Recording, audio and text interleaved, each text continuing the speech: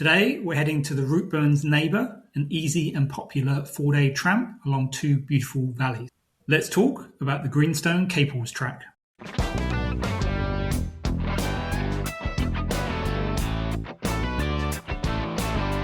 Kia ora and welcome to The Tramping Life, a podcast about hiking in Aotearoa, New Zealand, or as we call it here, tramping.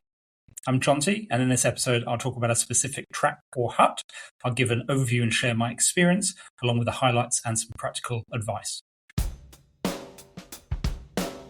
The Greenstone Caples Track is a 61-kilometre circuit through the Greenstone Conservation Area near Glenorchy at the head of Lake Wakatipu.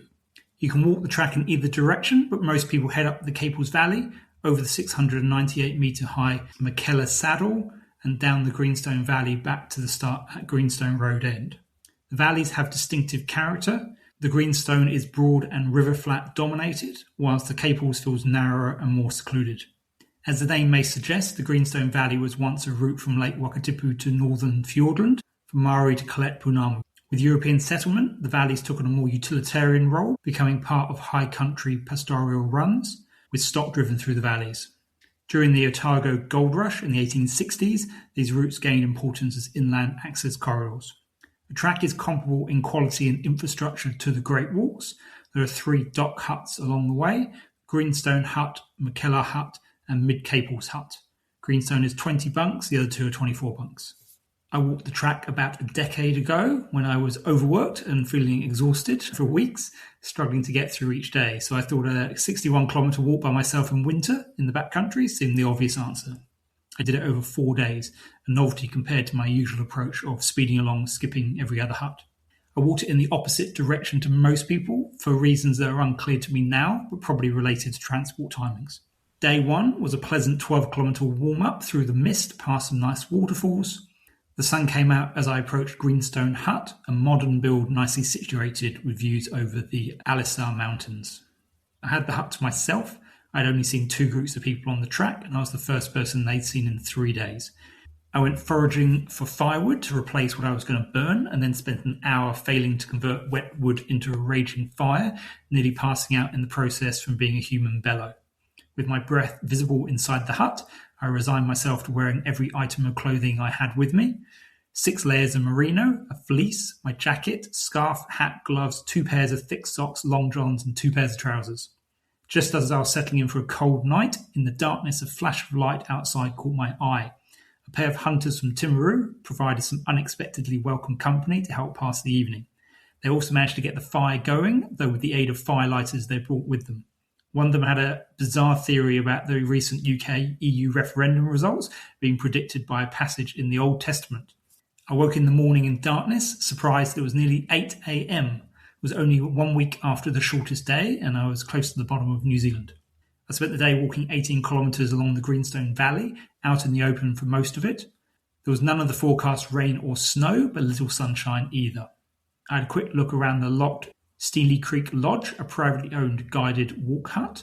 The kitchen area reminded me of a hospital waiting room. Soon after, I made my way over a somewhat precarious feeling wide bridge and had another 3 hours to go, enlivened by a dash of sunshine. I finally made it to McKellar Hut by 2:30 for some much-needed late lunch.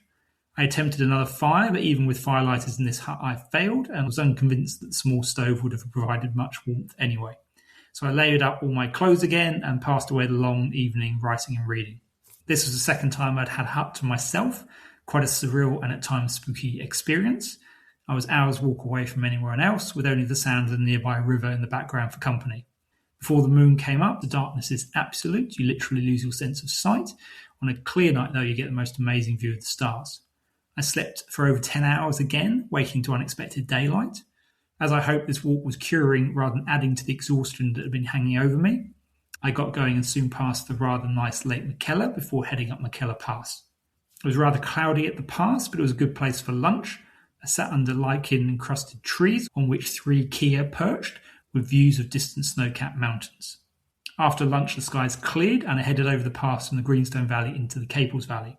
The Caples Valley was mostly forest, but it did open out towards the end as I approached the Mid-Caples hut, home to the best views of the trip, and 4 companions for the night: a ridiculously well-travelled Australian tramper called Peter, and 3 Kiwi hunters from Invercargill and Gore. Everybody turned into bed at 8:15, so despite being up for less than 12 hours, I did as well, which was easy enough after having walked 22 kilometres that day. There was no line the next day as the hunters were up at 6 a.m. Chatting to Peter about his many adventures over the years, he made me feel like a slouch until it was finally light enough to walk just before 9 a.m. I passed over an impressive canyon near the hut before continuing along the low cloud-filled Caples Valley, home to a few cows, and back to Greenstone Road after a couple of hours easy walking.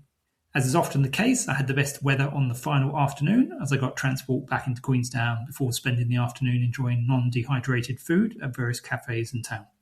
In terms of the highlights of the Greenstone Caples, the two valleys are quite different and rather lovely places to wander through.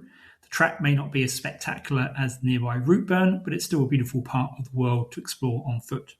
It's one of the easier multi-day tramps, so it makes a good introduction for people interested in tramping, but may not have that much experience and is popular with families. And there are attractive lakes on the Greenstone, Lake Howden and Lake McKellar, and the chasm near Greenstone Hut is pretty cool, whilst the Caples Valley has some particularly nice forest.